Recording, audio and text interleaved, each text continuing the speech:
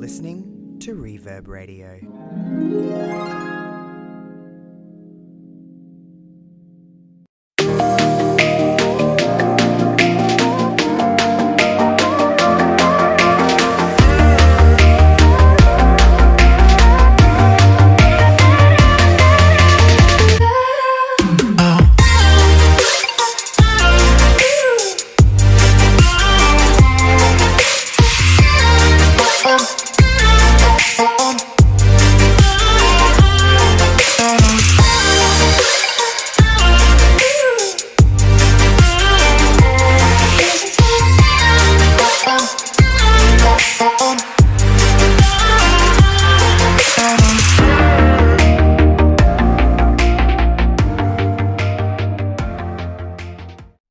Welcome everybody to the Josh Robinson Show. We have a big show planned today with one JPQ, which is coming up in just a minute. But this is the first Josh Robinson Show on Reverb Radio. I hope you're enjoying the launch week of Reverb Radio. I am super happy and excited to finally be able to talk about Reverb Radio. Not only that, I'm just excited to put my creative hat on again and get back into this content game. I hope you're enjoying everything that I've been offering here on Reverb Radio, as well as on YouTube and all of my Twitch content that's been out this week. I hope you're enjoying the streams of Here Comes the Pain. I hope everyone is having a wonderful day.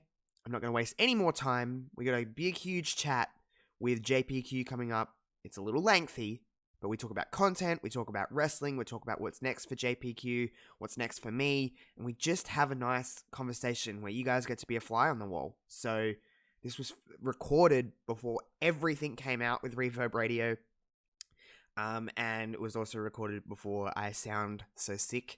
I'm on the mend, but it was recorded a couple weeks ago. I hope you enjoy it. Here is the chat with one JPQ.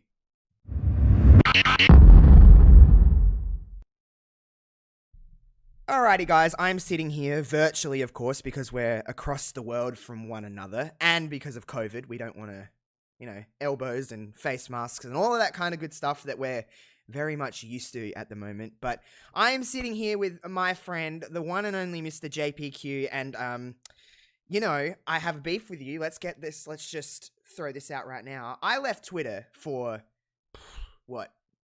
3 days? Maybe? So. 3 days, and you just decide, well, you know what? Fuck podcasting, I'm out. Pretty much. I mean, that's I was certainly not that aggressive. But I did know that you were gone. I was like, this is the perfect time. I don't get the guilt trip. I don't get the DMs from Josh because, Josh, you laid on thick, brother. You're ready to make me feel bad about leaving. So ample opportunity with you gone to jump out. No, it was, hey, it happened, right? Sometimes you just got to pull the Band-Aid. What I didn't want to do, and actually I think I'm breaking news here, an exclusive, is I didn't want to bail soft. I didn't want to peter out or have people that were listening. My drops don't become weekly. They become every 2 weeks, or then they become sporadic, and it's weird timelines are just on. I can do that now, underneath Big Paws on a Pup, to put people that have been listening through that, right? With little to no explanation other than I don't feel like I don't have the time, right, to do it anymore. I think would be uncool. So I just ripped the Band-Aid, and I said, hey, let's just shut it down. We're just going to shut it down. There's plenty of Joshi stuff to follow in other places. I'm still going to be doing this. I'm still going to put one-offs, and I'm still going to do some stuff for WrestleJoy, and I'm still going to work with Smart to Death, and I'm still going to pop out the random episode from time to time just for S&Gs. But as far as the weekly stuff, I don't want to be taking up data on anybody's phone. I don't want anybody thinking, when's the next one come, if it's coming at all. how it is. Because you do it more than I do. Yeah. The commitment side of it, of consistency, is just respect between the creator and the listener. So yeah, it gets to be, consistency is a good word to use, because sometimes I'm sure you've had many weeks over how long were you podcasting for? How long? I hit just over 18 months, year and a half. I thought it was about that. But you know how it gets. Sometimes you just get to your episode in the week and you're like, I just don't feel like doing this week, and then you kind of. We've always said. I think I've had conversations with you, just going like, if it's not fun, don't really want to do it, or don't force. I don't ever want to force myself to be producing content just for the small number of people that are listening. It's not worth the time. It's not worth the stress if you're not enjoying it.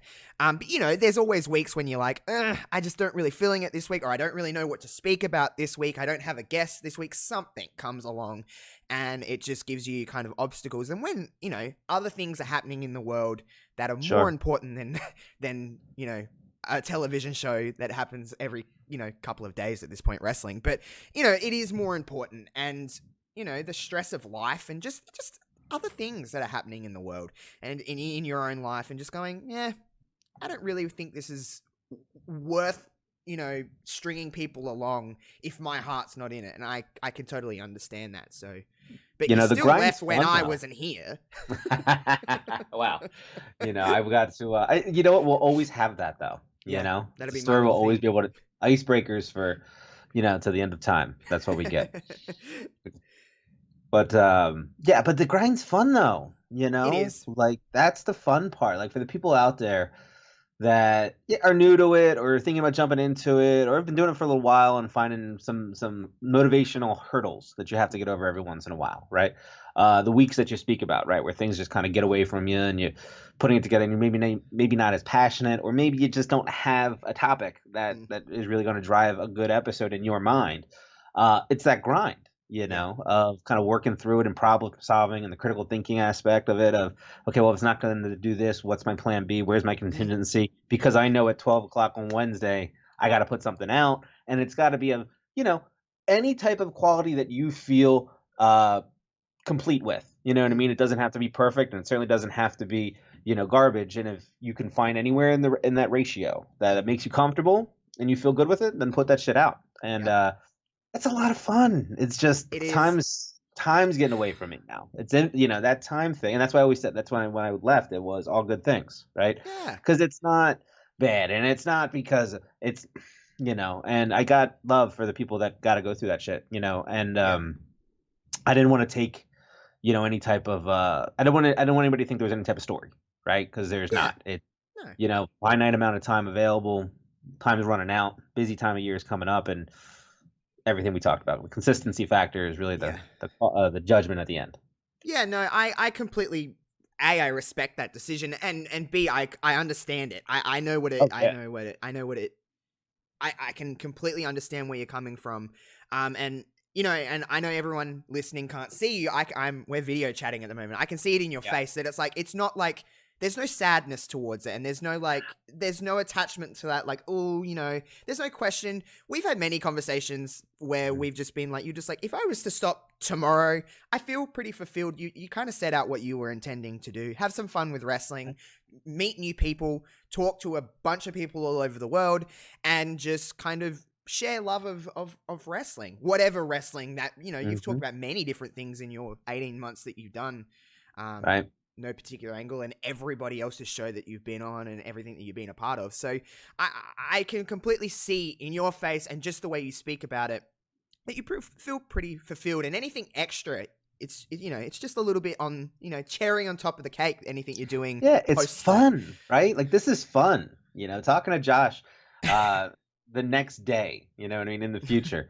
That's because podcasting got us here. You know what I mean? Because this is what it's about. This is what makes it fun. So it's like you said, like there is no sadness, right? Because it's a chapter, right? MPA has come to its completion, and you're right. How many times we really have talked about it a couple times in which if I walk away tomorrow, I feel good. And this has been 6, 8, 10 months, that we've mentioned it a couple times. And really, at the end of the day, it's like, okay, well, Big Paws on a Pup is still doing its thing. And I'm still going to put out almost like audio featurettes is how I look at them. Yeah. Right. It's like an article, but it's just audio because fuck writing.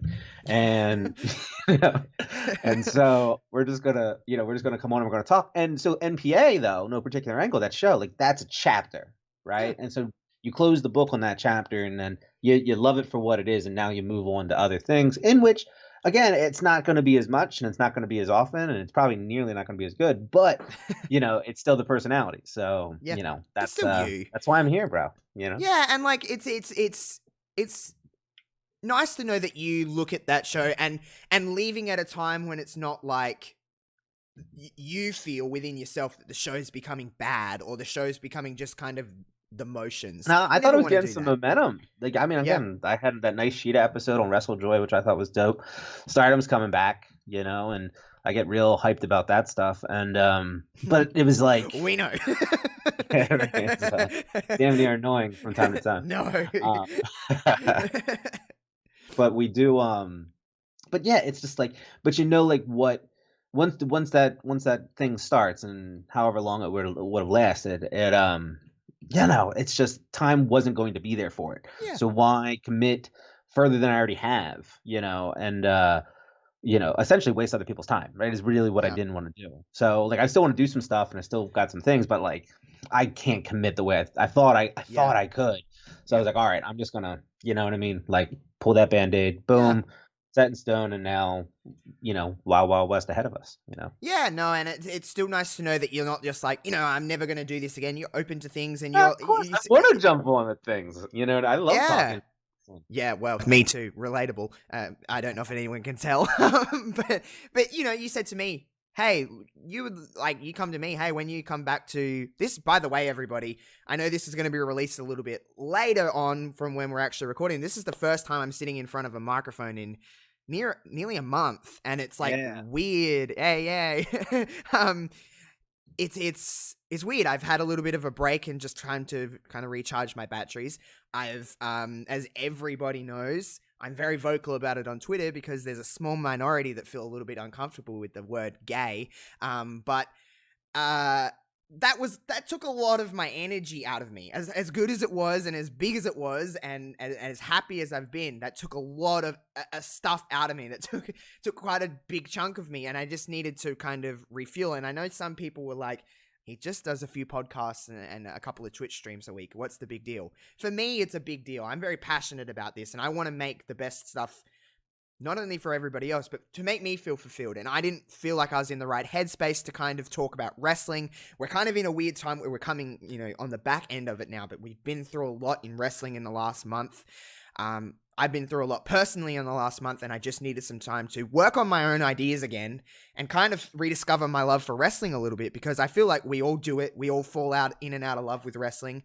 And given the time of the world, not just with the speaking out movement, but also COVID, also Black Lives Matter, everything that has happened this year, personally and just as a society, it's taken a lot out of us, out of all of us. It's not just me, but coming back and sitting in front of a microphone again and just getting back in the zone. I'm looking at the time now, and I'm like, I've already talked for 10 minutes in a podcast, and I'm like, I feel that motion coming back, and I know you love that as well. Just that.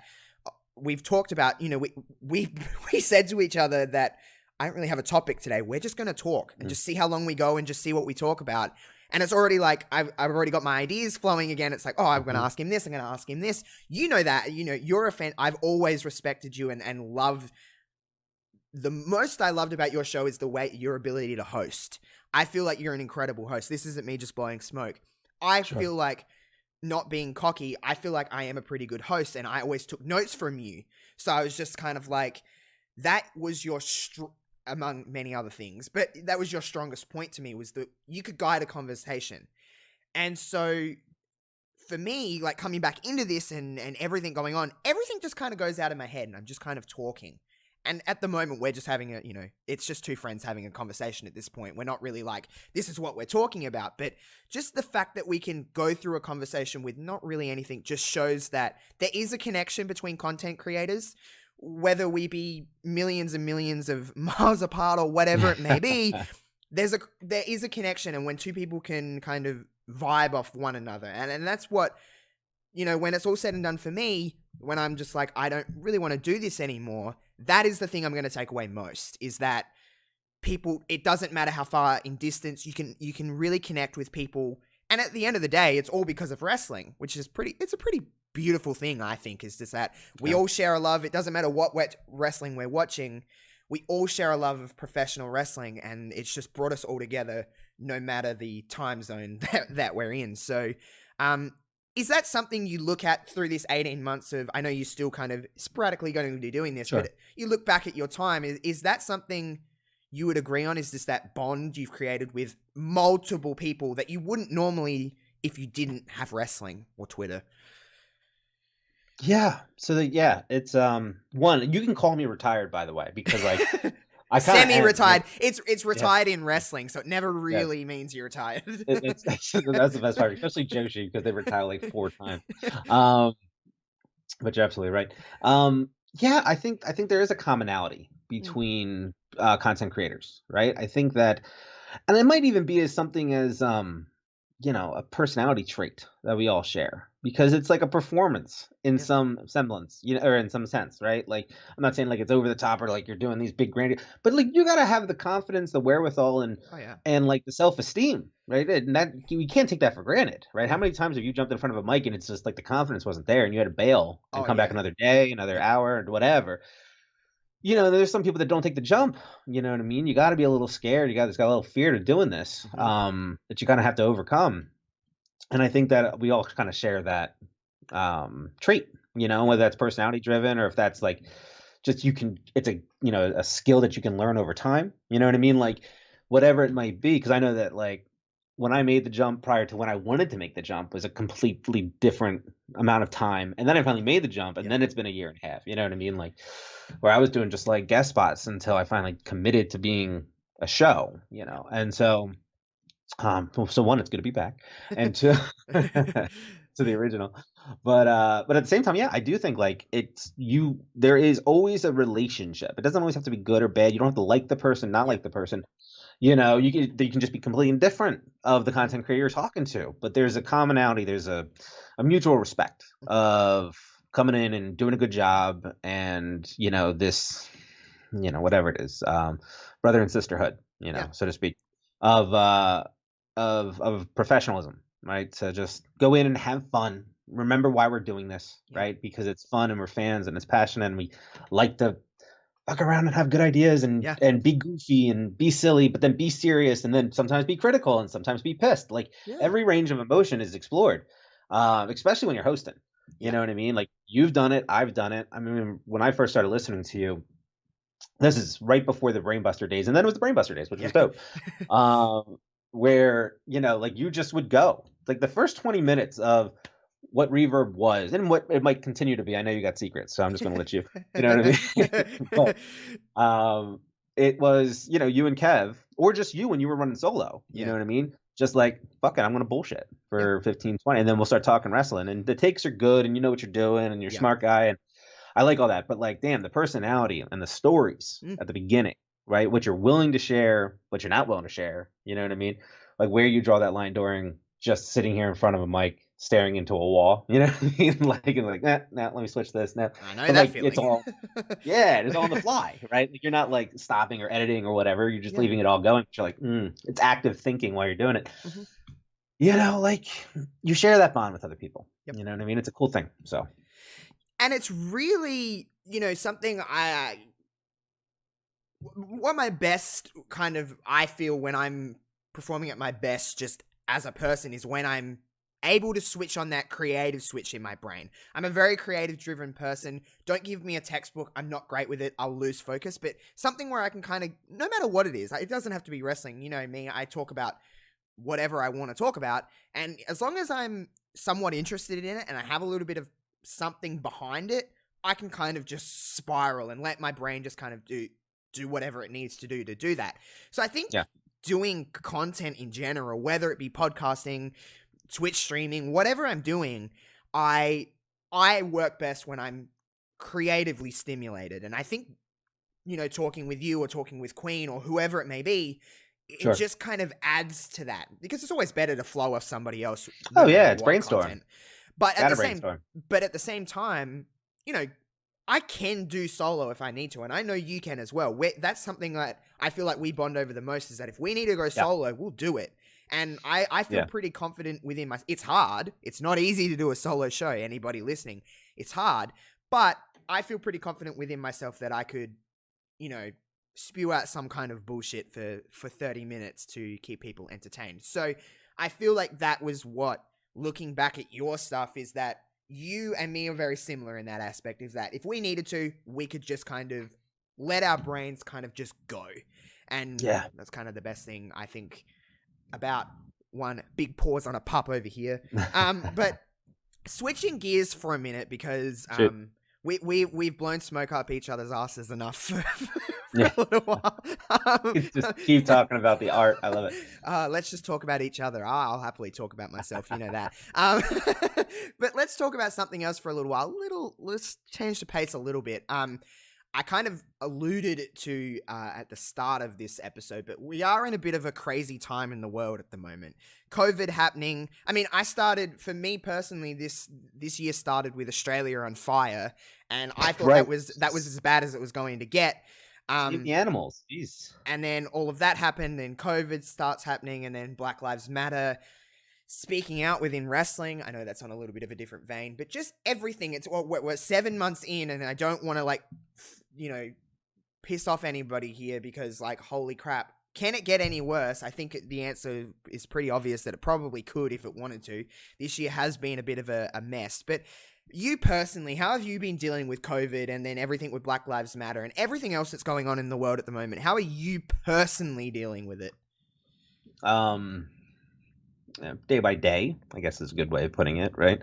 It's because it's conscious, right? It's something that you have to think about every day. Especially the COVID stuff, right? Yeah. Because you got a responsibility to the public not to, spread it if you get it, right? Yep. It sucks if you get it, but then you can't spread it, which is why you should wear a mask. Yes. But, you deal with it. And so, and I got a wrinkle because my wife's an ER nurse, so she's front line, she's first responder, she's a fucking hero during this time. Yeah. And I'm podcasting now. But no, but so we got that level of stress, that you got to be cognizant of. And a 2-year-old, you know what I mean? So, and now she's pregnant, you know what I mean? So it's like you put all this together and you're sitting there like, fuck. So lots to stress about in your mind. I mean, we're on. Yeah, it's just that you manage it. You know what I mean? It's just shit you got to manage. That's what it comes down to. So you just find whatever you can do to manage the stress. You know what I mean? You go on walks, you read books, you podcast, or you let the creative outlet go. You know what I mean? There's a bunch of stress relievers out there to stay productive. And, you take it day by day. You wake up the next day, you put your boots on, you go back to work, and the grind begins again. Yeah, I think we're in. Well, I know you probably know, but I know America in general is getting hit pretty heavy with a lot of COVID stuff at the moment. Some parts of Australia are where I am. There is no active cases of COVID in this state. However, some parts of Australia in other states are getting really hit. So you never really. I don't know about you, but you never really feel like it's. Well, I know this sounds kind of horrible, but it doesn't feel like it's ever going to end.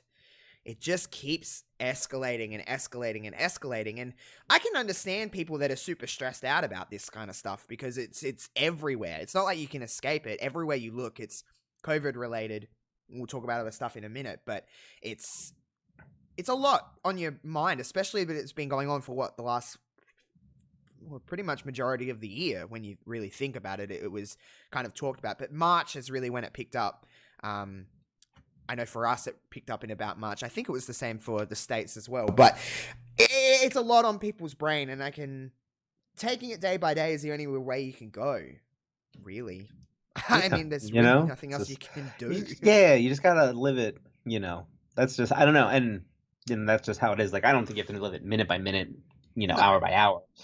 You don't have to micromanage it, but it's in your mind. You know what I mean? If you're not thinking about Breonna Taylor, you know what I mean? It's that's crazy. You know what I mean? There's stories out there to pay attention to. You know what I mean? And that's Black Lives Matter, all that coming out. I understand that this has been going on a lot longer than just what has happened in the last 3 or 4 months. It's been going on for generations, and it is. It's kind of a reality check. I said this when it was first kind of all coming to light. It was a kind of a big reality check for me because in my naive brain, I was just thinking, well, it's not really happening in the year 2020, but it is. And it's making me understand things like white privilege and stuff that I didn't really think about before because I've never felt like I've had to. And now I'm in a spot where it's uncomfortable, but I'm facing what is reality. And I don't like the fact that while it's still prominent within the world, it seemed like it was a trend for a lot of people to jump on and then forget about. When we can't forget about stuff like this. That's just my personal way of thinking about it, is that Sure. this needs to be talked about. And it does feel a little bit uncomfortable to talk about this kind of stuff. But sometimes facing the uncomfortable is how we get through it. It's not going to be overnight just done. Sure. It's going to take some Well, time. I mean, it's just going back to talking to one another. You know what I mean? That's the thing. Like people are going to have opposing views from time to time, and people are going to agree to disagree, and people are going to be pricks about it. You know what I mean? Like it's just like, and so like you can just manage yourself, and it's one of those things where it's like you should be able to find time face to face with somebody where you can create dialogue with somebody different than your line of thinking, right? And find the nuances of agreements, right? And then try to find compromise or try to find persuasion. Like we got to do a better job of talking to one another. But that's what's kind of funny, ironically, about COVID. And obviously, it's a terrible thing. So but it is one of those things where for the first time in probably ever, right, at least 100 years, we're sitting down because we're not allowed to go anywhere, right? We have to slow our lives down, and then shit is happening and we're finding outrage with that stuff. And it's like, well, why?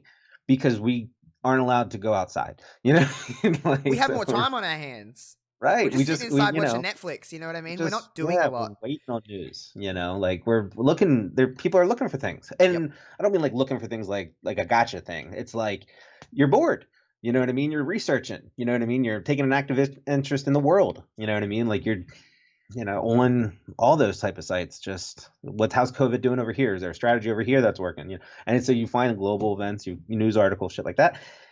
And it's like you just got to talk to each other. You know what I mean? Yeah. And you're not going to find understanding with everybody, and you just got to know that that's a thing. And you got to know that people are out there just to get a rise out of you. So you just got to okay, I don't need to be upset at that. I can just be like, okay, that's what that is, and that's what they're going for. Okay, goodbye. You know what I mean? Like it doesn't always have to be sometimes it does, but then other times it's like, most of the time it's just like, get out of here. Yeah, and I think I've done a lot of, in the last 4 weeks of my life, I've done a lot of talking with people when it's kind of uncomfortable to have conversations with people. I know that's a little bit different, but sure. But it's a thing. But it is a very real thing.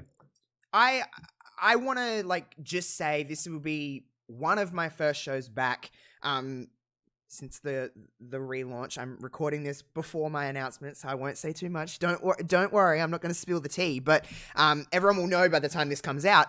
But something I want to do for myself, because I feel like this is important for me, and I know some people are not going to agree with this, and I'm not asking for everybody's acceptance. That's not what I'm trying to do, but to make acceptance is a real thing, okay, people? For no matter whether you're gay, straight, trans, bi, whatever, it doesn't matter. Race, religion, sexuality, anything. Acceptance is something we all look for. At least in my point of view. Everyone looks for some form of acceptance. And I want to make my shows a little bit more friendly to that. And I'm never saying that I wasn't before, but now that I'm openly out, my mind's changed. It has. And I'm not going to ignore that. It's not just going to be something that I just brush to the side. It's a part of me. It's who I am. It's not everything that I am. And I never want to become that person. That was one of my biggest fears with coming out, was that I never wanted to be that person that's just referred to as the gay dude. The gay dude that talks about wrestling, or the gay dude that does this. That's not who I am. I'm Josh. I'm myself. And it is still kind of crazy to me. And this is just a part of coming out. It's the reality that I live in now. And I will probably have to at least in my lifetime, I don't think too much is going to change. The reality I have to live is that some people are going to see me as that. And that's fine, because I'm very vocal about it on Twitter. I'm openly gay, and I'm very proud of who I am. And for some people, that's uncomfortable. And, what's happened at the time of recording, in the last day to me, you've seen it on my Twitter. people that go out of their way to bring people down, this isn't just about me, this is just in general. Going out of your own way, finding the time to do that just to bring somebody down. What happened to me was I'm pretty thick-skinned. I can brush that kind of stuff off, and I can kind of make a joke out of it because that's who I am. That's how I deal with things. But for someone else who is 3.5 weeks, nearly a month off coming out, I'm in a very vulnerable state. And this is me just speaking for me, but I understand this is a lot for whatever it may be. And I'm sure you can relate in some aspects to this. When you're in a vulnerable state and someone says, I am going to say the slur just for obvious reasons that I feel like it's not a term that should be thrown around. But when someone calls you a faggot, it's very demeaning. That word it can hit. And for someone who is very vulnerable, and for someone who doesn't have thick skin like I do, that could be a matter of life and death.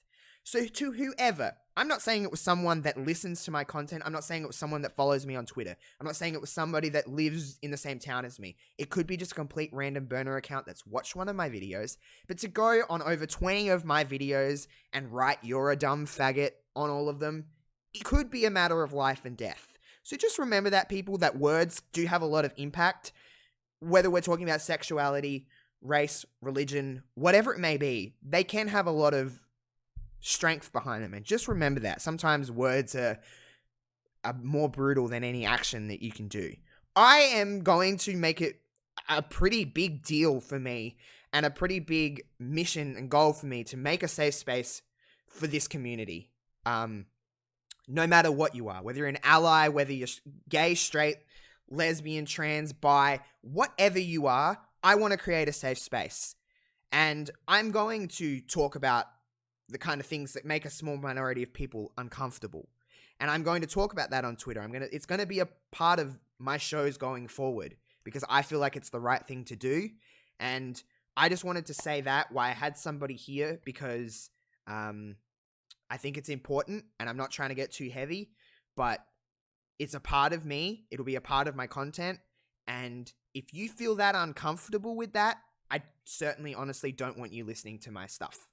And I'll just say that now. I'll never actively ask someone not to listen. But if you are someone that is against this, if you are someone that is uncomfortable with this, if you're someone that doesn't agree with the fact that 2 men or 2 women or whatever should be able to marry, should be able to be in love, then I do not want your follow. I do not want your listen. And I feel like you need to do some research and understand that love is love, and that what I do does not affect you. So I'll just say that, but not to get too deep there. No, you're good. I mean, hey, look, basic human rights, right? Like, just take care of each other. It ain't that hard. You know what I mean? You know, people are just, I don't get it. So, but I'm glad you're doing that, man. I didn't know that. So, you know, it's a beautiful thing. I like it. I like it that the goals that you have moving forward are something that, you know, are true to you. So I support that shit. I love it. Yeah. I've had 99% of this has been wonderful. It's been a very positive experience. I know it's different for everybody, and it's not easy for everybody. I've had a very loving family. I've had very loving friends. I've had very good support from everybody on Twitter. I've never received that kind of love. I've never received that kind of support from you and from many others. Everyone just said, it's okay. And it's a big leap. I understand that, but I'm just living my life and I'm happy. And I'm just kind of going to continue talking about wrestling and talking about what I love. So that's really, I just want to, I'm rediscovering my love for wrestling again. That's a big part of me. Wrestling is a part of me, and it brings a lot of comfort. This last 4 weeks of just this reset and just watching wrestling again to watch wrestling has made me go, man, this is a stress reliever for me. And this is a love for me. This is a comfort for me. There's a friend of mine who's just getting into wrestling, and she's like, show me wrestling. And I'm like, oh my God, yes, I will. And going back and watching all this old stuff and just going through my library and going, what is a good match? What is a good wrestling match again? Has made me get excited for wrestling again. It's pouring love into other aspects of wrestling for me again. So I feel like that's important. Whatever you're watching, whatever you're kind of doing to make yourself feel comfortable, I feel like it's important to kind of get in touch with that child your child self and go, why do I love this again? Whether it's video games, whether it's a certain television show, whether it's wrestling, whatever it may be, finding that love again is important, and it's always good to feel like a kid. I feel like those were the best years of our lives, and they always will be. And to feel 10 years old again is it's a special feeling to just kind of take yourself out of the world that we're in at the moment. So I think, with everything going on, I know we share obviously a bond over wrestling. Yeah. You can fall in and out of it. I'm sure you have many times in your life. And have you had moments where you've just kind of gone, why do I love this? And trying to rediscover it's a journey. It's fun. Well, at least for Sure. me. It's a hobby, right? So peaks and valleys. You're going to go through the ebbs and flows of fandom. There's going to be times when it's really, really good and you're really into it and you're committed to it. And it's, I'm not going to go obsessive, although it can be, you know what I mean? There's moments for sure. Too. Yeah, of course. So, again, it's the gambit of emotions. And then there's the times when it's like, you got shit going on, and it's like, you still love it. You still are committed to it the way you were. It's just, it can't be the priority right now. You want it to be the priority, but it can't be, right? And that's where you're right. When the carefree days are there, ooh, they're the best, because you get to just hang and do what you got to do. So it's like you got to find that balance, right? Yeah. And what's interesting is that everybody's got a different cycle with that. You know what I mean? And so when you identify that with people that you talk to, like, not random people on social media, but people that you're interacting with and you kind of you vibe with, it's like you can catch the currents, you know what I mean? And it can bring you down, you know what I mean? If your friends are down about shit, you get down about shit sometimes, you know what I mean? You got to fight against that. When you're the only one of a couple friends that is still watching a certain type of wrestling, you know what I mean? You got to then decide, like, am I this invested to go find a different group to go watch this with, or do I bail? You know what I mean? And then if you're bailing, and it might not be because you don't want to do it, it's just maybe you can't. And so then you find yourself, man, I wish I was watching that. I'm watching this, and this isn't as good. And now I'm not enjoying the passion because I'm looking for something else, right? I want a Pepsi, but I have a Mountain Dew. It's like one of those types of things. And so, you're going to do that. And it could be monthly, it could be daily, it could be hourly. You know what I mean? You could watch a show and it sucks, and another one's coming on. It's like, hey, flip that dial. So there's a bunch of ways to look at it. But there's peaks and valleys for sure. Yeah. It's cool. Like I said, a friend she's has no history with wrestling. Barely knows what it is. So she's just like, show me something that will captivate my attention. I'm like, okay. TLC 2. Yeah. How can you look away? That to me is like it's not my favorite match, and it is better wrestling, of course, but it's just something it's a car crash. It's a spectacle. Like, you want to grasp them.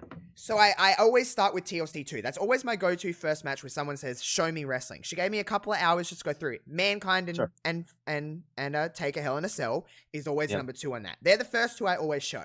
Then I start to show like wrestling. Sasha Bailey. Build the foundation to be able to build the house. Yeah, because you need to know that, yes, there's this, but there's also like this. So Sasha Bailey is something I always go to at Brooklyn. It's a good one. Because it's just something I like to show off women, because it's something that it's my favorite part of wrestling. Hey man, you're talking to a women's wrestling fan. Exactly. Like, I get it. So I just show different aspects. Shawn and Taker is something I always go to, and then I try to show some old stuff. I always go to Eddie and Ray, Halloween Havoc, because it's just it's a spectacle, but it's wrestling. It looks cool because there's lots of flips and there's lots of chain wrestling, and you can kind of just. I didn't even watch the screen half the time. Half the time I'm just watching. I was watching her and just being like, okay, how's she reacting to this? And then all of a sudden she's like, show me this, show me this, show me this. I want to see this. Yeah. She's fallen in love with Charlotte Flair. She's fallen in love with Mick Foley. She has people that she dislikes, which I love. So it's like you're building an emotional connection to this. Now she's like, I want to watch this. Show me Raw, show me SmackDown, show me AEW, show me all these things. And before you know it, we've spent hours and hours just watching wrestling. And not only has it made her love it, it's made me love it again and going, oh man, I haven't watched this match in 5, 6, 7 years, and I'm rediscovering that passion again and going, okay. And then my creative juices start flowing and I'm like, okay, I can start doing other things again and loving wrestling. So I'm kind of almost watching vicariously through her in a weird way, because it's making Mm-hmm. me discover my first reactions to things. Like the first time I seen Edge and Mick Foley at WrestleMania 22 with the flaming table, and that was my favorite match for many, many years until Sasha Bailey came along. Um, Right. Watching that and watching her reaction is just like, oh man, I love this again. And I remember being 11, 12 years old watching that and going, I really do love wrestling. It's a huge part of my life, that I'm not quite ready to give up yet. And I'm ready to Nah, why would re-love. you? It's good. And so I TV think, show.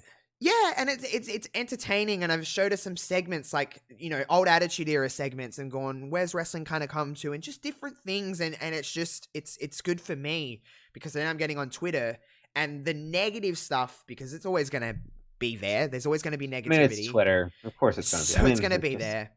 comes So with the territory. so for me, it's making me be able to brush off that negative side, because I was letting it get to me, and I'm like, ugh, it's just so.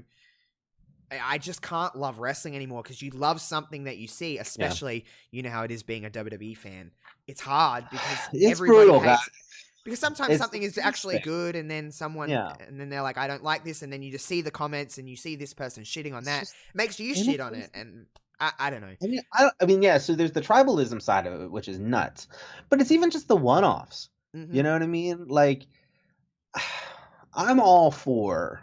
Well, I shouldn't say I'm all for, because I'm not really for any of it. But, like if there's a justifiable dunk on somebody, Yeah, you know what I mean? definitely. Then okay, take your shot. You know what I mean?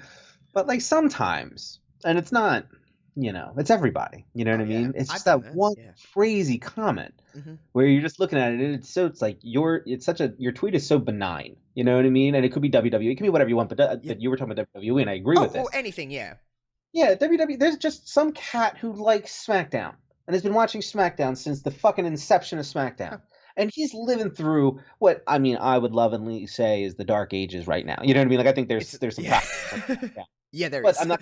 That's not what But the thing is that like, but he's committed to it, and that's what he does, and he's been doing it, and she's been doing it forever, and they're just tweeting about it just benignly, and then somebody comes across and just wham gets him, and it's for some bullshit because they I don't know, fucking. It could be a simple, yeah. It's like Andy Rose.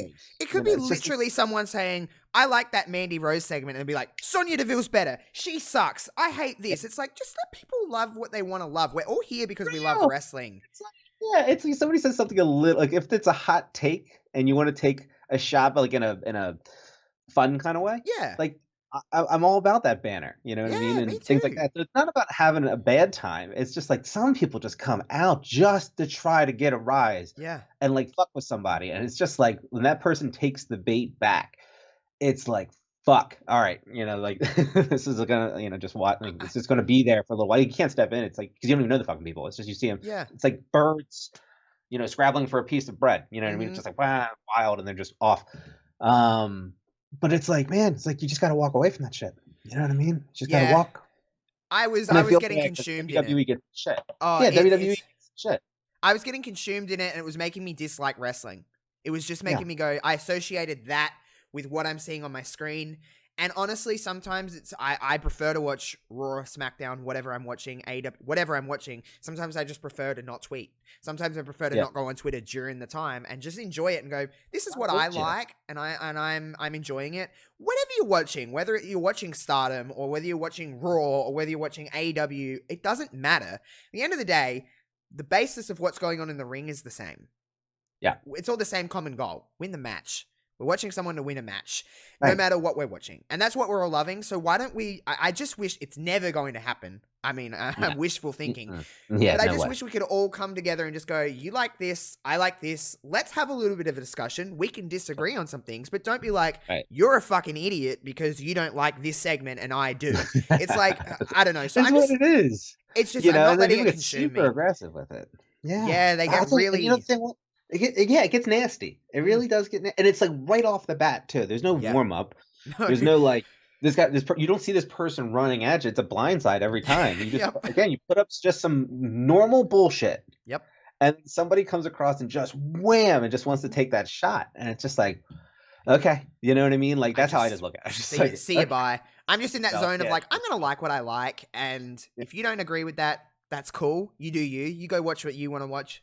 I'm gonna be over here watching what I want to watch. And yes, I know it's probably the unpopular opinion to say in this day and age, but I am a WWE fan and I love WWE. yeah. There's certain don't get me wrong. I'm not one of those blindly positive people that's like everything is wonderful. No, but that's across No, the board. but you tweet positive, and that's the Yeah. misconception. You know what I mean? Like you would rather be and this is you and I are a lot alike, Yeah, like we are. this, but we're just half glass full people.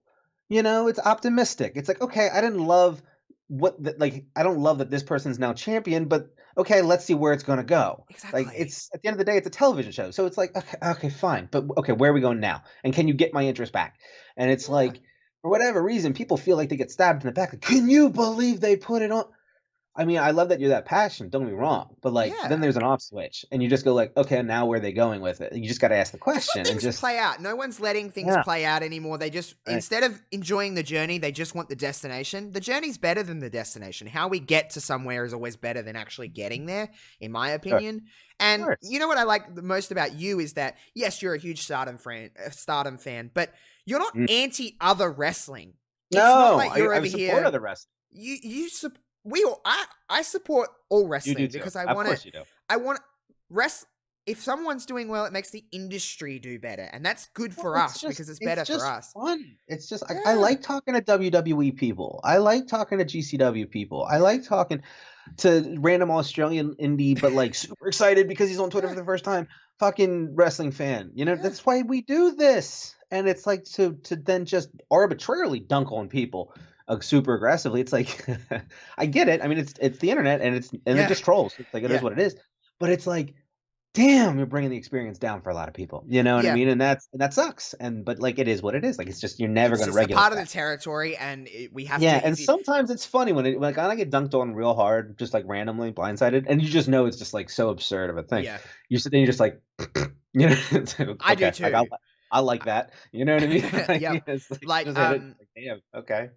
As long as you it don't is like crazy say though. anything stupid, but Yeah, well, obviously. right. It is crazy that we even have to have this conversation, but it's just a part of it. For anyone that's It like, is. I don't know if I should tweet about Yeah, wrestling or or you get just lost in your remember. emotions with it. If you're one of those people that's Yeah, like, "Why are these people doing?" It's just the game. Like it's a it's part just of you it. got to Yeah, just accept that and you just got it's to move away from it. reality. As soon as you do, you'll start enjoying it again. You know what I mean? Yeah, Like, and that's part of it too. But I yeah, think I WWE think gets I some shit. I think we both have a love hate relationship with Twitter. I think it can be times when it can be like, I Well, fucking hate this place sometimes. I think everybody feels that way. And the thing Yeah, is that it's the people. social media, I Well, it's should not. say. Yeah, it's not the people. It's the times. Hmm. You know, it's the times when you don't fucking leave. You know what I mean? It's like when you're not vibing it, but then you continue to stay Yeah, on and scroll. It's like like you do. Like I yeah, do. I realized that about myself about a year ago. I was just like, why am I getting so amped up? And then I'm looking. I'm like, oh, because I'm still on this shit. And I don't want to be on this shit. What am I yeah. doing? Like, Just take a you know, break. It's fine. take the phone and go the fuck away. Yeah, You know, go plant a flower. yeah. And so, you know, you got to do that. You know what I mean? Mm, Because otherwise, if you're not feeling it, you know that can again get you're pretty sour. much tweeting your moods, you know, Hmm. as many time that you're on social media. So, you know, you got to be mindful of that. I'm a big social media guy. You know that I tweet random freaking Yeah, it's not nonsense. bad. It's just you do it for I, so long, you begin I to look at it critically. yeah, and what I find for me works for me, and you do a lot of the same. I don't just tweet about wrestling because I think it would drive me up the wall. It would drive me absolutely crazy. I Um, appreciate the people that can dedicate it because I'm oh, not that me too. disciplined. I'm not I just I wanna tweet about whatever I'm kind of right. whatever's on Yeah, my of brain. I just kind of tweet about. So course. I feel like that keeps me sane on Twitter, and that's kind of how I just kind Well, it of lets people know record that my there's a shows. person behind it. Like that's the Yeah, thing. Like that's the hardest part of some of this shit. Is especially if like you're doing a podcast, geez, and it's like oh yeah. podcast, and it's like remember, and you and me again, and I think I'll give this all to Brainbuster. You know, I'll give Wilf the shout out, the good work ethic from everybody that he picked. Hmm. But it's like you know we promote others Yeah, all day. You me know what too. I Yeah, mean? We've same. dedicated pretty much our timelines to retweeting others. You know what I mean? Which gets you muted. unfollows, shit Sure. like that, because you're just spamming pretty much. And it's better now, obviously, but back, BBR days, it's like we were hyping each other every Oh, fucking yeah. day, Yep. you know? So it was one of those things where, you do that. Then what you do is like, you almost become like, it's not a person anymore. It's just the podcast. It's like a And then, robot. yeah, people start interacting with you as if you're not a person. So by like breaking that mold and saying like, all right, like I'm Josh and here's some other shit I like and here's this and here's that and here's a random thought and it's like you bring the person back. Mhm. And then people are less likely to just pop because it's like, oh, that's not a faceless thing. That's a person. You know what I mean? And Yep. that's important, It's like that's why you see people with like their normal handles and then they have the podcast handle, Yep. right? And Yep. that's why it's like take your shots over there. Separated. Yeah, it's That's like right. You got to. separated. Yeah, I it's like a I character. It's on the internet. there's a reason. I don't want to say strategically, but for lack of a better term, that my name is my brand is because a part of my, if you want to call it brand, is me. It's you get me within your shows. I feel like there's better podcasts for listening to than my own. However, what I pride myself on, you said this at the start, is that I pride myself on my personality shining Yeah. through and just kind of making the content there and the context of what I'm talking about to kind of be the backbone. But it's really myself and whoever's on the show with me, whether it be Kevin or Ditz or Ryan with Brothers by Law, whatever it may be. I can kind of rely more on the personality side getting me through than the actual content and the context of what I'm talking about. It's just kind of almost second thought. So I feel like with my Twitter account and with social media in general, I try to be, obviously there's a certain over the topness that I just bring. That is me. However, I'm not that on all the time, but it is just me. I'm not playing a character. I'm not separating No. myself Mm-mm. from my show. This is me, and this is, you kind Yeah. of get 95% of I, me at all times. it's true. Like you're vulnerable, in I that am. aspect. You Yeah. know what I mean? It's a big jump, you know what I mean? And Yeah. that should be like respected. You Yeah. know what I mean? Because that shit ain't easy. There's a lot of people that hide behind avatars, a lot of people that hide behind shit. You know what I mean? And so not only to put yourself out there, then put yourself out there on live stream and do it to the level that you're doing and things like that. Yeah. Like at some point, people just got to realize, like, yeah, like there's JPQ, there's Big Paws on a Pup, and then there was NPA. You know what I mean? Yeah. And it's like I can go into NPA and do whatever, working with somebody, doing something Yep. solo, trying to whatever. But then it's like I can leave that world and come back in a sense, right? Yeah. Stop, like turn the lights off 9 to 5, and then come back to what up, you know what I mean, type of shit. You got both, so I have a layer of protection. A lot of podcasters do. Mm-hmm. And then there's And I Josh understand Robinson. what you. And there's the Josh Robinson fucking network, you know what I mean? So you've got multiple shows underneath your belt. You know what I mean? So like, I celebrate that, number one. That's why I love the shit out of you. You know what I mean? Because you do put yourself out there, you do that. So it's like I'm always like, any project you got, anything you need, give me a holler because, you're fucking grinding more than anybody. It's like you and Fal and Conrad. Foul. Boom. Oh, It's like, and Warren. Warren crushes it too. There's a lot, but like, I mean, like the ones that I pay attention to, yeah. and, my friend. And, but you do, you know what I mean? So the fact that you do, it's like, and you got to deal with the bullshit that you deal with because you don't have that layer of protection. It's like, fuck people, Oh, like, I know. That's my In this dude. time, Gotta knock I it off. understand. I know. Being vulnerable is scary. However, Yeah. I feel like the pros outweigh the cons because 100%. Of course. I feel like like I said, you wouldn't know me whether it wasn't for podcasting. However, I feel like if I was to stop podcasting tomorrow, I'd be pretty confident in the fact that people know who I am. I could still tweet, I could still interact with people, and Sure. people are still getting me. Because my personality is what I pride myself on anyway. And I think people like you and Queen, among many, many, many others, do similar things. And we kind of can rely on less of the actual context and more of our personalities kind of shining through. So I think, with whatever you continue to do, is that's kind of your strength. At least maybe I'm just kind of when I listen to podcasts, I kind of listen for differently.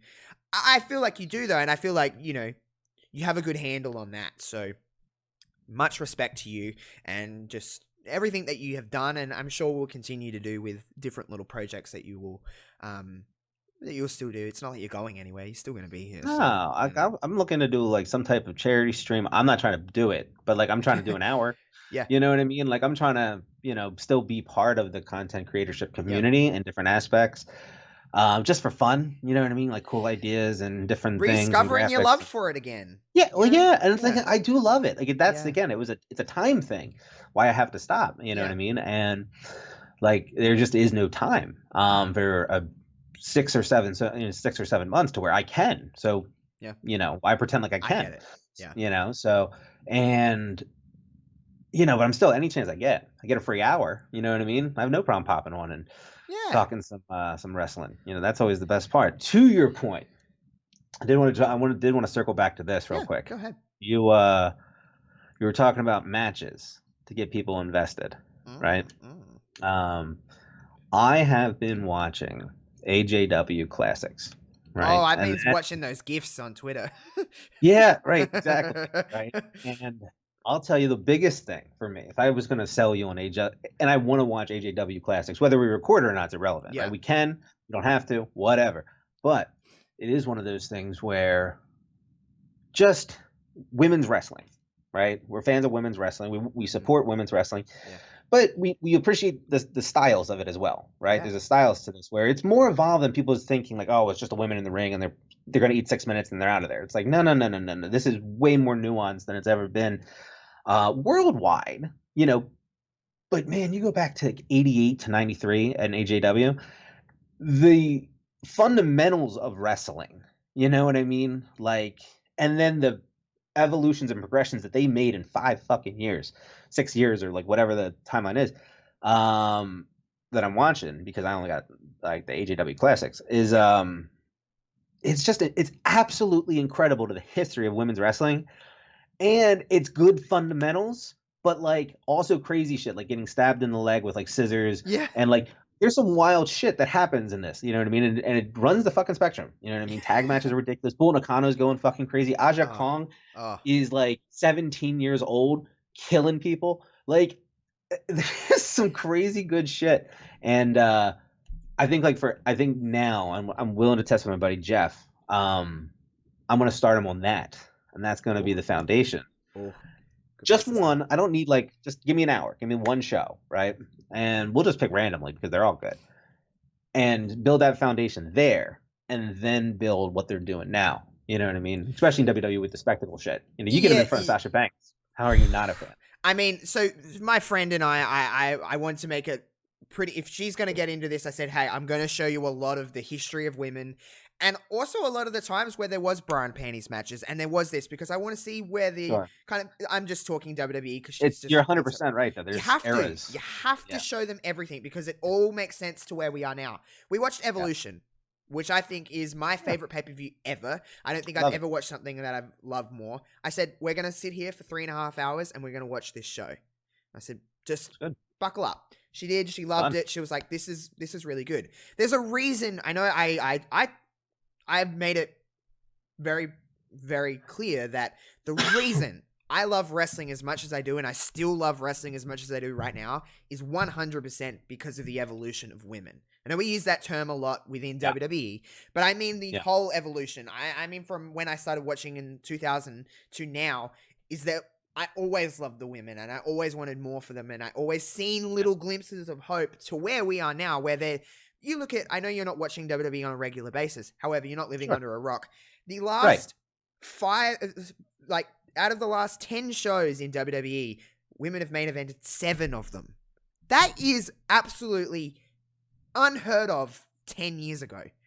It's normal for them to main event. It's normal for them to be the main storyline heading into a pay-per-view. It's normal for them to be featured on a poster. That didn't happen. And sometimes I think people go, oh, it's just kind of the norm to like women's wrestling now. No, it's normal because it's normalized to like women's wrestling now because, and the reason I get so passionate and so I love it so much is because it wasn't.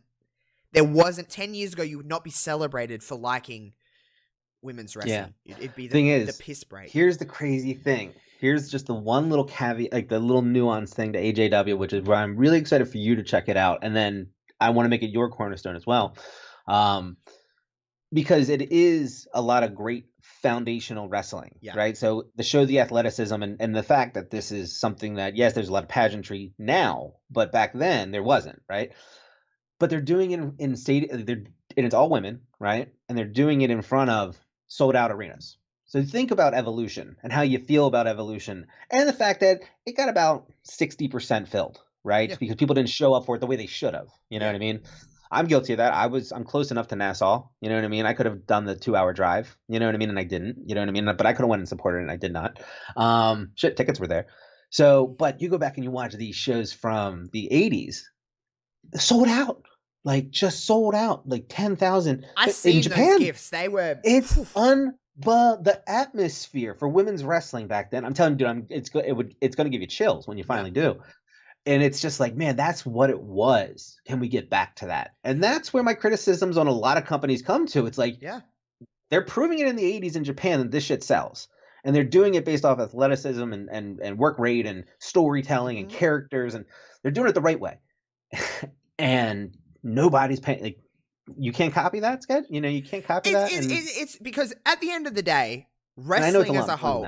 I know. But wrestling as a whole, the fundamentals are still the same in the 80s as they were now. It's a headlock, it's a shoot off, it's a drop down, it's a leapfrog, it's a hip toss. That is the fundamentals of wrestling. You see it nearly in every single match. And if you can just grasp that concept that I understand the production's different and it looks a little different and there's different characters, it's a little bit more it's basic. Yeah. But the fundamentals of a wrestling match have never changed. Sure, they've evolved in certain ways, but just that little core has never changed. If you can just get them in on that, I feel like you can kind of watch any wrestling. That's the thing. Then you have a wrestling fan. You know what I mean? And I think that's part of it. I think, like, you got to show people wrestling. You know what I mean? And you're right. Like, TLC 2 is a great one to start them out to because now you got them hooked. You know what I mean? And then you slide in a couple of these. And it can be anything. Like, you could do what was it?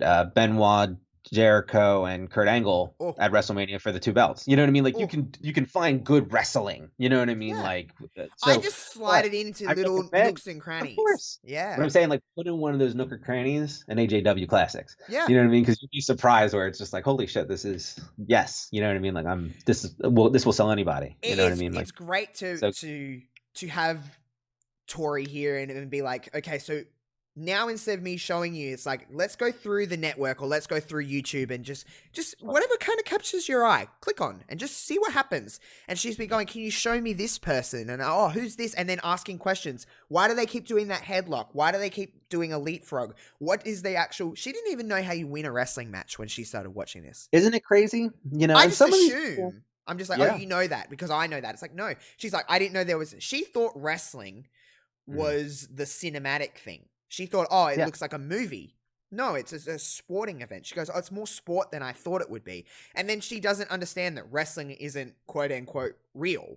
I was like, no, it's a scripted show. And then some of it I tell her and some of it I don't, just to kind of let her just react in the way that and ask questions. She's asking me. That's, to me, is when I've got her as a wrestling fan, is when she's actually genuinely asking me why something's happening or...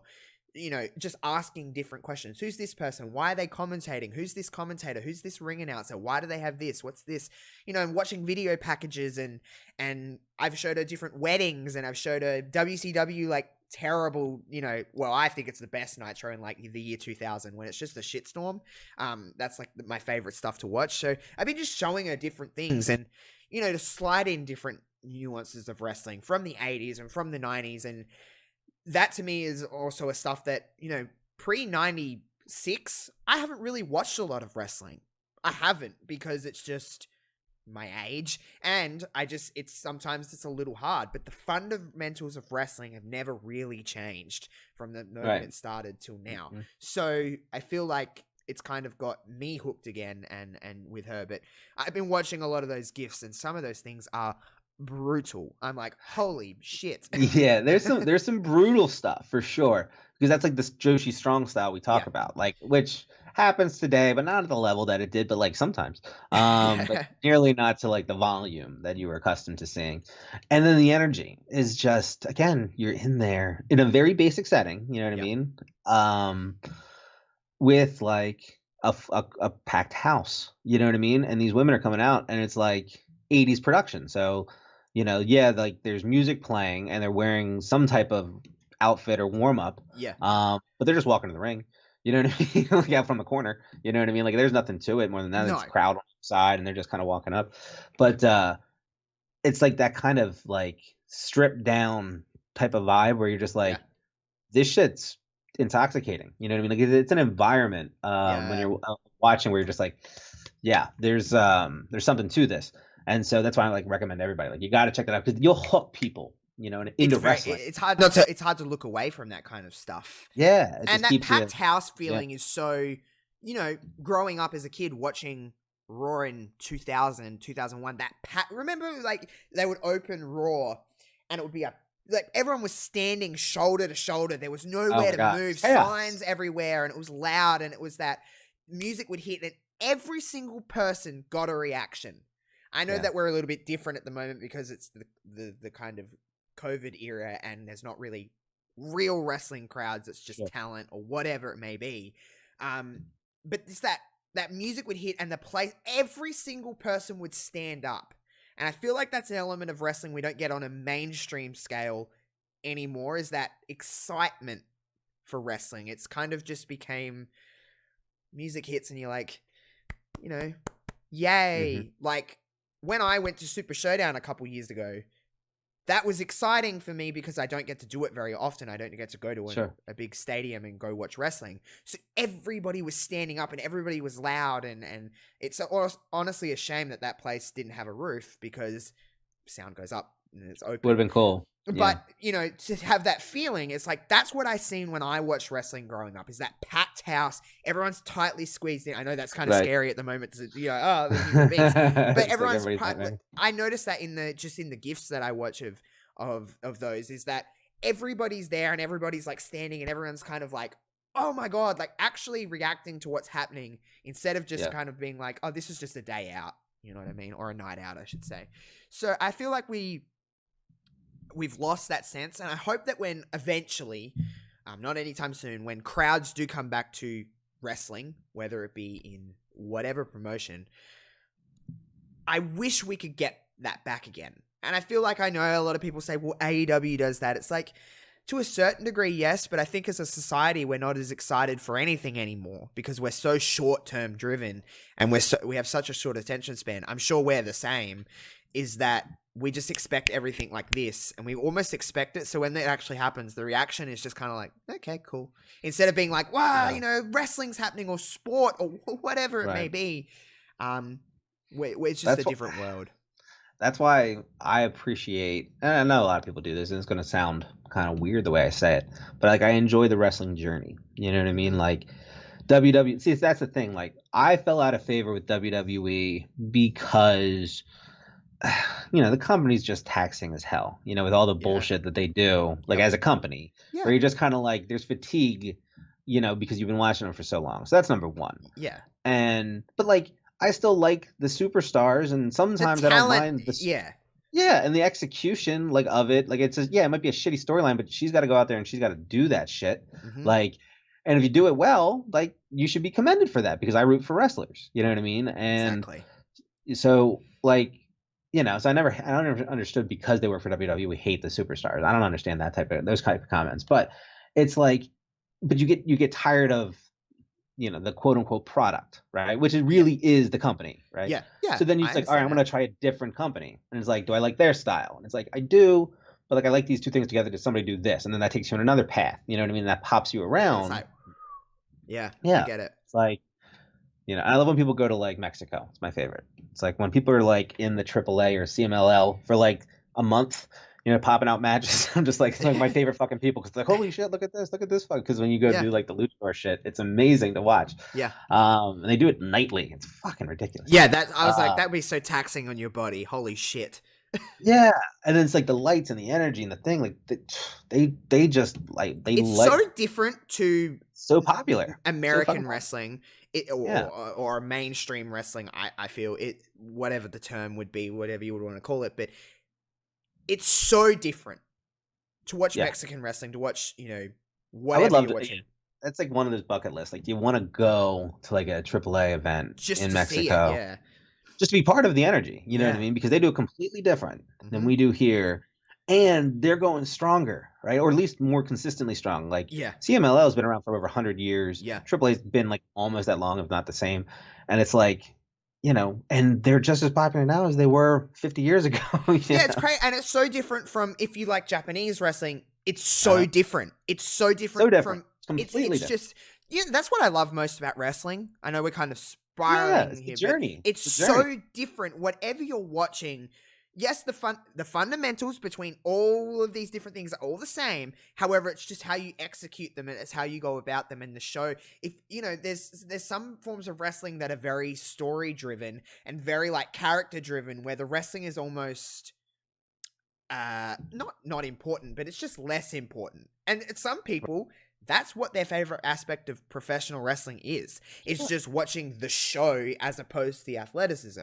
Then you've got the flip side where it's wrestling driven and the kind of the character in the story is a little bit less important. And for some people, that's the best. And then you've got the blends where it's kind of athletic but it's a show, and it's so wonderful to me to be able to talk to people like yourself, and both love wrestling, but we love different aspects of wrestling. I've always said that I love the story of wrestling more than the actual wrestling itself. I love a good wrestling match, but I mean, like, I love the story and the journey to get to the wrestling match more than I love the actual match itself, because that's just what I love. I love the sports entertainment side of Yeah. wrestling.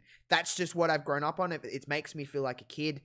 I live for the moments more than the matches. Personally, I still Of love wrestling. Don't course. get me wrong. I still love a good classic, like Right. 5-star classic match, like anybody else, and it freaking Yep. gets me going.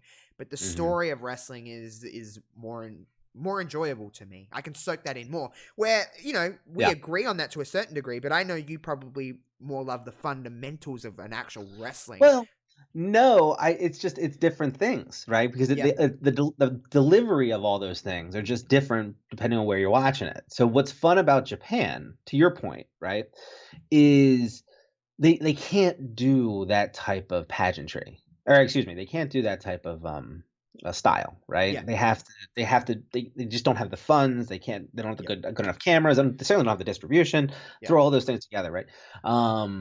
So what do you do? So how are you going to do it? And how are you going to get me in America, right? Because they don't need to take over the world, but they want to reach out and get as many people to listen to as possible. Um, it's like, one, you brought a lot of pageantry into it. So hmm it's like when somebody retires, right? There's gauntlet matches where everybody comes out and wrestles 2 minutes, and like you get a record, like you went 6-2-1 in your last gauntlet match. You know what I mean? Where you wrestle the roster, and things like that. Then there's like all the things that come in, all the streamers that come in, and some of them are just normal to celebrate. And then there's like really big moments or retirement moments, and Yeah, then the flowers being taken out, and like the appreciation for the wrestler, like the respect side of it. That it's like you're not going to get that to that level, right? That intimacy, right? You're not going to get that from WWE. You can't, right? no, But so it offers an alternative, right? hmm Um, whether you like it more or not, I never really focused on. It's really yeah. just more of, is it, it does it entertain me? You know Is what I it mean? scratching your itch today? What do you like more today? And it's like, Yeah, am I like looking for more wrestling? I'm gonna go over yeah, here and I'm gonna enjoy it's that. making me right, and it's gonna keep me entertained. Like good wrestling will keep me entertained, but like good wrestling is still good wrestling. I hmm want a story, right? It's Yeah, professional storytelling. yeah, So what do? Give me on the pageantry, throw in a couple words just to kind of help me along with the story, yeah, and then they act it out in ring. So yeah. now, you know, it's Sign on like the if I dotted don't line. right, exactly. I got everything I need, but I got it in a smaller, more basic package because of just economics wise, that's what it has to be. And I fell in love with it. It's a good That's thing. really I what love happened. seeing I love Yeah, seeing people passionate about anything. I can talk yeah, about someone even if I have no clue on what they're talking about. To see someone passionate about what they want to talk about is really special to me. And I think that's what us to kind of circle back to originally Oh, there you content go. I like creators. that. See, okay, That's right. uh, You've done to this circle before. back, well, a few times. To circle back to content creators is that is what we all respect each other on. Is that no matter what we're talking about, whether it be wrestling, whether it be whatever, if we're passionate about it, that shows through in your work. Yeah. So, I talk to a lot of people that aren't into wrestling, and that's really cool to me, is that these people don't really know anything about wrestling, but I watch their content because maybe I have other loves. I love video games. There's many other things that I love. Music. I love other things, so I can find different aspects and appreciate and take little kind of, pieces from everybody to kind of form what I feel is my best work. So, Right. when I talk to people that are just people that I talk to on Twitch, and then they've kind of come over to Twitter, and I'm like, I like supporting these people. Support is a very big thing for me. I pride myself on the fact that I will put over the people that I feel are doing their best stuff. I'll put over people that I feel, and I'll go to bat for them. I'll always be like, come and hang out in this Twitch stream. Come hang out and watch this show. I like this show. Maybe you like this. I'm hanging out in the chat. Come and hang out with me. If just get more eyes, because I know that feeling. There's nothing better than when I know that numbers aren't everything, and they're not, but there is no better feeling as a podcaster or as someone that streams on Twitch to see that number just go up by 1, by 2, by 3, and have that interaction. That to me is like the best thing in the world. And I understand that, again, downloads are not everything, or viewers are not everything, but it does feel nice. And you've had that. I know you've gone, oh, I got 3 more downloads than I did last week. And as long as you're not dwelling on it, as long as you're not focusing on just being like, oh, I want 30 people to listen to my show. No. Just, it does feel nice, and it's a good sense. It's a nice little slap on your ego to just kind of go, hey, okay, people are liking what I'm doing because I'm putting in a lot of effort to this. So I think it's kind of, that's the thing. Nice. If you're starting from scratch, right? Like, and I mean, like at the beginning, right? Yeah. And you're building from scratch, and you didn't walk into something or like following or whatever, or whatever the case may be. And you're starting from scratch. It's like anything, anytime anybody listens, and I don't care if that's 10 or 10,000, you know what I mean? Like, you appreciate that a lot more because you put it all in the middle at the beginning. You know what I mean? And for people to be there, it's like, I don't give a shit if it's 2 people for 4 hours. These cats committed their time to me, so I'm going to try to give them whatever it is I planned in the best ability that I have. You know what I mean? Because they showed the fuck up. So good on them. You know what I mean? Like, I don't give it, so like, you're right in the sense that volume doesn't matter, but you want as many people as possible because you love, being an entertainer, or like trying to be entertaining or performing in general. That's me in a nutshell. I think I'm pretty over the top, and I like that. You're the same, and we kind of like. I like talking on a podcast. It's not like I'm this animated when I talk in just a general conversation, but like, I like putting on that showmanship, whatever you want to call it. So I think for anybody starting from scratch, or if you're in the middle of something, or you're kind of creating something new, for me, the best bit of advice I can give is treat this like 1 million people are listening to it. Talk the same as if 1 person listens or if 10,000 people listen. That's how I always do it, because then you're consistent. You're always doing the kind of same thing. You're always kind of this animated, not be like, if I sit here and I talk like this and like no one's gonna, no one's listening anyway. It doesn't matter. You know what I mean? It comes across in your show. I'm talking like there's millions of people listening to me. Even if that's if that was the case or it wasn't. So I feel like that is my biggest piece of advice. And support others.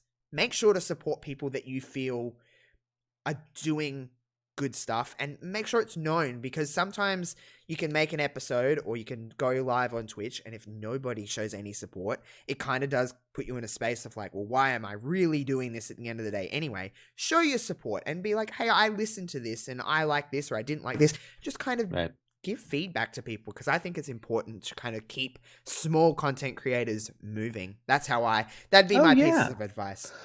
Yeah, I mean, that's the movement, right? Like, small content creators, it's like you're doing this because you love it. You know what I mean? Like, you're putting in equity, dollars, and not like a lot of dollars, but like some dollars. I want to, take get this, do that, save for this. I want to have fun with it. It's a hobby, and at the same time, like trying to, you know, perform. You know what I mean? Because let's say that episode or that phrase or that whatever pops off. You know what I mean? I want it to be the best representation of me at any given point. And if it never does, that's fine, because if it ever does, we're good.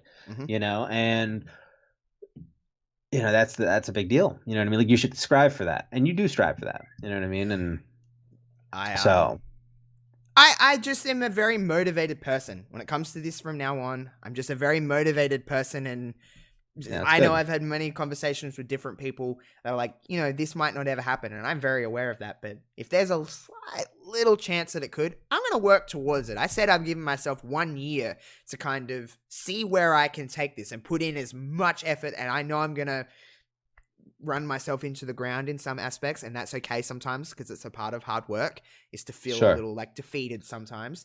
But just keep on. If you don't fail, you know what I mean? You don't solve a problem. So you got to fail every once in a while. You know and I'm very much open to the fact that this could lead to nothing, but I'm going to try. Well, not just that. I mean, you know how it is. It's like day to day. You pop out a tweet and you have a typo and you're like, fuck. You know what I mean? Like, well, I know about typos. You know about typos. We're the worst for it. And I'm like, I need to learn to proofread my tweets, but also I can't be fucked. So let's just go with it. But it's just like, I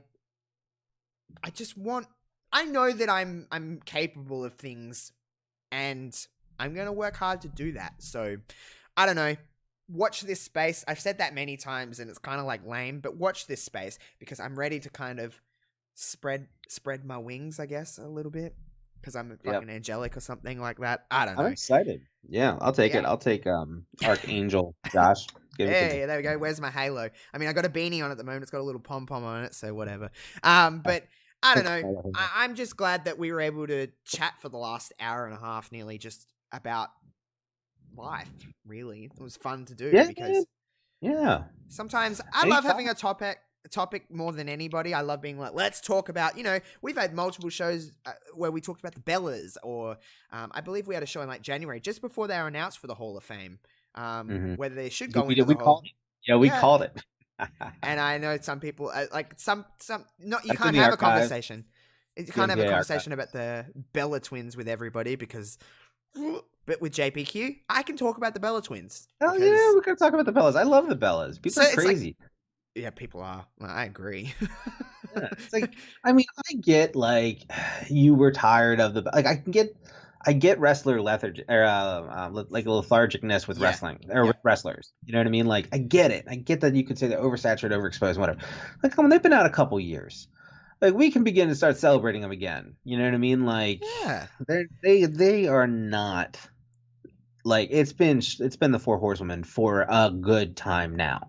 You know what I mean? Like, we can start celebrating their careers. We don't have to start celebrating a lot of women's careers that we don't talk about. Me and you have always been ones to agree that we're a fan of that diva era. There was a lot of great workers in the diva era that just was at the wrong time. And we understand that. And that time served a purpose. We will always say that it could be a whole episode about the diva era serving the time for where we are now, because without that, we wouldn't be where we are now. But I think it's time to start. It's called evolution. Exactly. You can't just have evolution if it was always good. So, and I'm not saying it was bad, because the diva era, it had bad moments. No, it's growth. That's what it is. It was just a different time. But me and you have always related over that. Like, we like the Michelle McCools and the Molinas and the Beth Phoenixes and the Laylas and whatever it may be. We talk about that a lot because we can kind of bond over that. And it's just nice to be able to have a conversation that isn't topic-based.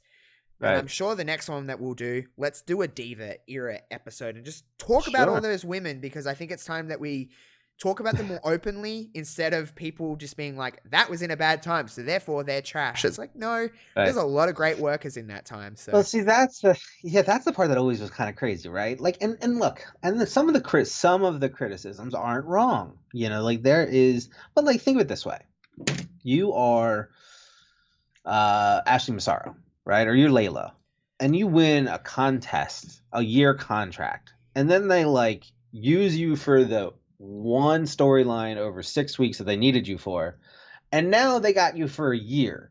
So they're gonna teach you how to wrestle, but they need to use you, so you have to stay on the road. And then you get just thrown into bullshit, and then you got to go out there and perform like an actress in front of people, like like a theater. You know what I Yeah. mean? And then come back and still have to learn how to fucking wrestle. Like, are they the best fucking wrestlers in the world? No, there's a lot of good ones in there. Yeah. But it was no, but like given the circumstances, they went in there and they tried to kill it every night. They were Most it was of the time. it was Yeah. they were literally It was like, here's some chicken 100% shit, make good. chicken salad. It's not Pretty always much. going to be the best salad. It's not always going to be the freshest lettuce on the plate, but like it's gonna there was definitely moments within that era that shined, and I was like, I can see where this is, and I can see this could be a lot more than what we are being given right now. And there was many times within the Diva era where I was like, yes, like let's go. And I think it's time we celebrate that a little bit more. Good spots.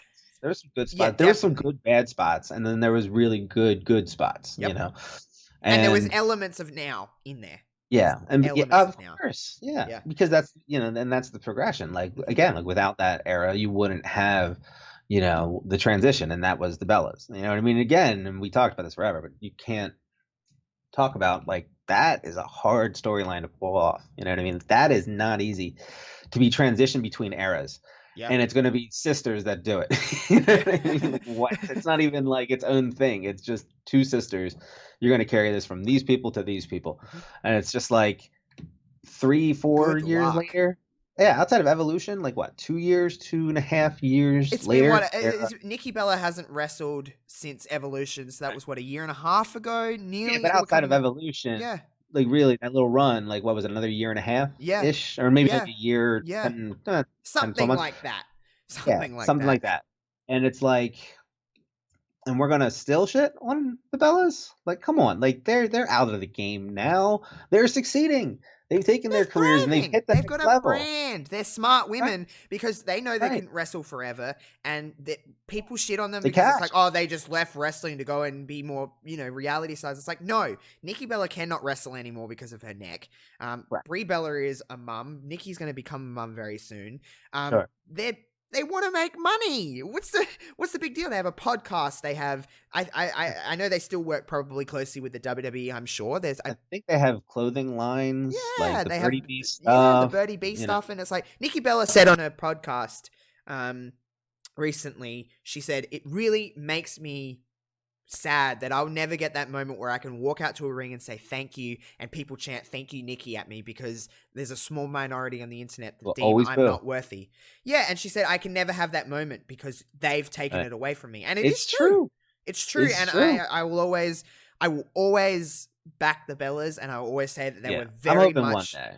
One day, I hope they both get that moment to walk out and people chant "Thank you, Brie" or "Thank you, Nikki," but I will always back them, and I always say they're a main key as to where we are now, because without them, and without that group, without the Total Divas show in general, I don't think we would have got to the next step. I understand there was different elements. Calm down, everybody. I know you're like, oh, it wasn't just... No, it wasn't just the Bellas. It was every single woman that stepped in the ring to get us to the Charlotte Flairs, to get us to the Sasha Banks and beyond. So there's a reason women main event, every WWE show now is because of women like that putting in the hard yards and going through the embarrassing times as well. So, so here's a little teaser, everybody. Next time, James is still there. Hey, Mickie James has lived through it all. Hats off to her. For a little teaser, here is something to look forward to. I'll schedule a time with JPQ and sometime in the near future, and we will do a Diva era show where we just kind of go and chit chat like this, except we'll talk about that time in between when Trish and Lita kind of stepped away until, Charlotte and that came in, because there's a good chunk of time that not enough people talk about, and the matches in there, some of them are very good, and the moments and the character development, and just looking at that time, and I think that'd be fun to talk about. So everybody, hold on to your hats. Me and JPQ will sort out a time to do that. Sounds good too. Well, I'm just throwing this on him, but I'm sure he will.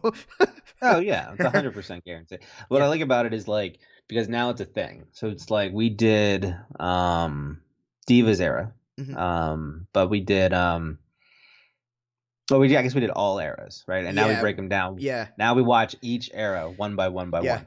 You know what I mean? And it's like, uh, I get behind that. I yeah, have no problem starting. You know what I mean? Like, yeah, that'll be fun. yeah. We'll schedule a time. So I guess this is the normal part of the chat. Where can we find you on Twitter? I would say hype your show, but someone doesn't I have it know. Isn't it anymore. great? Well, I am retired. Like that's the best part. I'll hype that.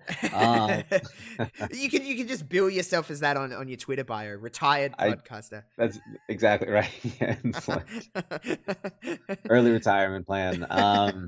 It just it is one of those things. You can find me on Twitter, Epic Pause on Pub. Goofing around, and then like on the circuit. You know what I mean? Like I like going on People's Show. I like talking wrestling, and on Smart to Death or Smart to Death Radio, like I'm always popping on somebody's show or doing something with somebody. Um, you're gonna hear me you're gonna hear me here again. You know, like there's a whole bunch of stuff. Like I like doing this stuff. But other than that, you know what I mean? Like I'll be hanging on Twitter. So yeah, that's the Yeah. place. Go and tweet. Go and tweet with him. He's fun. He'll talk shit with you. Don't worry. He'll bullshit with you. I always bullshit It's with true. you. I always bullshit with you. It's fun too. It's true. Sometimes It's I hysterical. pipe in on your tweet, or you pipe in on a TikTok of mine, and I'm like, yeah, all Yeah. right, let's go, let's Yeah, the go. pop-ins are the best. You know Yeah, what you I just mean? see the little notification, you scroll up, and you're like, who's liked my tweet? And then you're like, oh Who's- shit, it's JPQ. He's gonna He say knows. something. It's always fun to do. So, again, thank you for chit chatting with me for this fun little Yeah, man. time. It's always great to talk with you. So I appreciate that a lot. It's just makes me happy to be back for the first time in a while. Well, I know there'll be other shows that come out before this, but recording wise, everybody, Yeah. this is the first time I'm doing this, and it feels nice. And I'm at the end of a show, and I'm just like, wow, I just went through the motions, like in a good way. Went through the motions again, Yep. and I'm like, this is fun. Like Yep. I'm genuinely happy. So I appreciate that. I appreciate the chat. Yeah, it's just been fun. So thank Yeah, you man. very much, JPQ, and mad respect to you. And I'm still never gonna let it down that you left while I was away. It's the best story. We have that Just forever. And wouldn't. welcome back, by the way. Like Thank you very much. I appreciate it so much.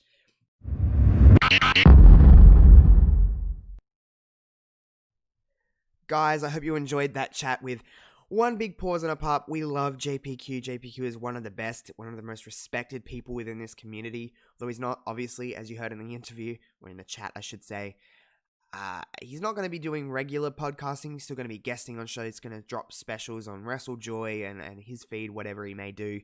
But big ups to JPQ. Big thank you to JPQ for coming on the show and speaking for nearly an hour and a half, just about life, just having a nice, friendly conversation. So a big respect to him. Mad love to JPQ. I hope you enjoyed this episode.